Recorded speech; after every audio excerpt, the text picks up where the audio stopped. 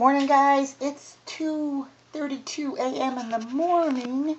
This is my breakfast, half a piece of toast, which I already ate the first half, and up to there, and a second piece of toast. Okay, guys, I want to tell you what happened to me this week because I think it's helpful to you guys. And, bear in mind that, I'm a church person, so I think this will, but this is going to touch your farming and everything. All right. I was feeling really overwhelmed the last few, times it was to go to church. I just felt like sitting in the chair and crying. And when I'd have to go to church and I just didn't even want to go because I felt so overwhelmed. So I was sitting there feeling overwhelmed and I just felt like calling my mama. So I called my mom, who's 83. Born 1930. She's 84. I'm sorry. And I was telling her, I felt overwhelmed. And she told me, which I should know, but, we all still need our mamas. And I'm 52. So I told her about feeling overwhelmed. And she said that but basically she said, get yourself prepared ahead of time. It's like I should have known, but I haven't been doing that. And so, all week long, getting myself prepared, having my Bible reading up, watching some preaching, getting my clothes ready, my hair washed the night before, and making sure that everything's set to go so that all they have to do is jump in the car and go and not feel overwhelmed. No, I don't even have kids in the house anymore that, you have to get babies ready and all that type of thing. But, I don't know. Just maybe, I think just knowing all that, I had to get up in the morning, I had to get Clay breakfast, myself breakfast, pick out something to wear, take a shower, curl my hair, put the makeup on, and, all that kind of stuff. Make sure the animals are fed before I left and all that other stuff. Even, because my guinea pigs, my guinea pig, my rabbit, and my little button quail are in the house and they all need to be fed. So anyway, that being said, Mama said, prepare yourself beforehand. And for me, I figured prepare myself all week because I think that will help me and motivate me to do what I need to do to feel happy. And then also, too, she just mentioned about, reading the Psalms and the Proverbs. That was just in talking and life in general. Everybody in my family is a church person, so we talk about things like that. So anyway, that being said, this also came up in another person that I heard this week talking about, rushing to the draw on their farming, not being prepared. And now there in that area, we are really covered. I try to get up a little bit earlier than Clay in the morning, which is 2:30 right now. So I'm not rushing around because the first, at least hour and a half, I try to get Clay breakfast, make sure he's all ready for work, his lunch is made and all that type of thing. Well, he's doing other things. It just works for us. And then we plan our farm almost a year ahead of time. And if we have to go somewhere in general, we plan it ahead of time. I know I have some appointments this coming week and I plan it all ahead that, what I have to do, making sure I have the addresses all straightened out and so we don't get lost and that type of thing. So that's what this is about is, trying to prepare yourself in almost everything that you do so that you're not caught at that last moment trying to make a decision. Even in shopping, it's huge in shopping. People overspend like crazy because they don't think ahead of time what they're going to buy. And I know I'm guilty of that in the past. Now I'm not. I used to go shopping and spend a ton of money all the time just for kicks. And now I think, okay, am I even going to use that a year from now? What do I really want? And that type of thing. I mean, some of it comes with age. And everybody has a hobby. Some people, they like boats. Some people like airplanes. Some people like fishing. We like farming. And, you've got to allow for that in your life because that's what everyone does. I like to crochet. I mean, I just crochet, and then maybe I'll sew. But if you prepare everything ahead of time, and like I said, I'm prepared in most things, but there may be areas in your life that are stressing you out It could be getting up for work in the morning. Maybe you just need to say, okay, getting up at the work in the morning is just a headache for me. Well, maybe getting your clothes out, getting your car filled with gas, having your lunch made the night before. Maybe you're a homeschooler and you have things with your children, you know, preparing even all week long for an event, getting them motivated that, maybe they're going to go to some gym program or you have a special thing you want them to do. And especially um, any area, I guess I should say, that you feel like you're getting stressed or weak and just don't feel good about. It could be your housework. I mean, it could be anything.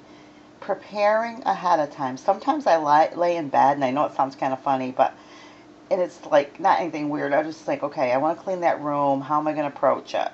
Or I want to clean this project out. How do I want to approach it? And I just kind of think things out, and then I feel better about it because even though I haven't physically done it yet, I kind of have a little bit of a plan, and sometimes even taking small bites. Like, say you have a garage that's a complete disaster for, kids have been throwing things down. Just say, okay, I'm going to clean a section, every day, or I'm going to clean a section every Saturday. Like if it's a big sorting project, so say maybe going through nails and things like that. But being prepared, and that's what this is about. So just, think through your life. Don't get stressed out about it. Keep things in perspective. 99% of our things, if you just put things in perspective, is it really going to matter 10 years from now? I mean, you can't prepare and be so prepared that you can't even enjoy your life. I mean, some things you fly by the seat of your pants, But if it's an area that's a constant thing in your life, is just hanging over your head, that it's like going on for more than, one or two times, you start to rethink, okay, what can I do to make this more pleasant for me and my family? And those are the areas, like I said, you can't get yourself to the point where everything you do has to be planned. That's, sometimes you just got to just do stuff too. And you have to be flexible. Sometimes, like we talked about this in our last video, there are some things that we kind of grow that if we don't have time for it, we just say, you know what, it didn't work this year. But we kind of, like I was doing that with the sunflowers. I have things I'm working on in here. I, threw some sunflower seeds in, some marigold seeds. I figured if they grow, they grow. If they don't, they don't. And if I have a sunny afternoon and I feel like, cultivating a little garden and I want to, start a sunflower thing. But if I don't, it's not the end of the world. There's going to be things like that. But if it's something major like your tomatoes that you need to put in, well, that's another issue, If you sit down and you calculate, okay, I paid this much for tomatoes this year, how can I get them cheaper next year? Or, do I want to cultivate seeds, or was the plan pretty good and it's not worth the effort of planning? But, planning, goal setting, and all that stuff is important. So that was my story on the big major thing that was kind of just hanging over my head, which I love going to church. I love making friends. I love meeting people.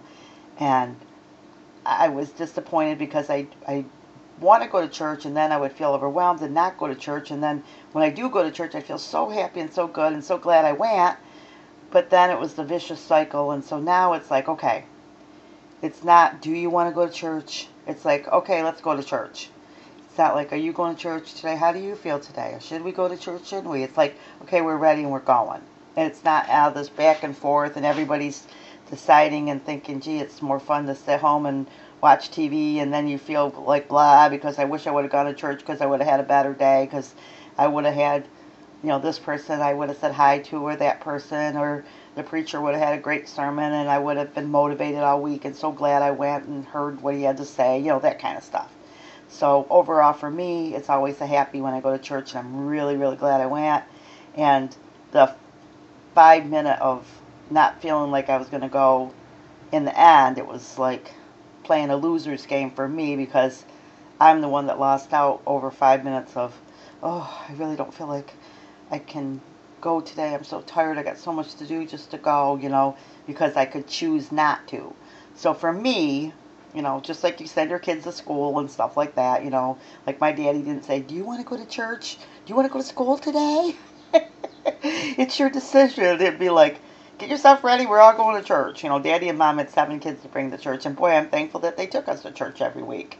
That was a good thing, you know, and so that was a positive thing for our family. And Daddy used to say, if the kids are naughty, he'd say, "What does your Sunday school teacher say about that?" You know.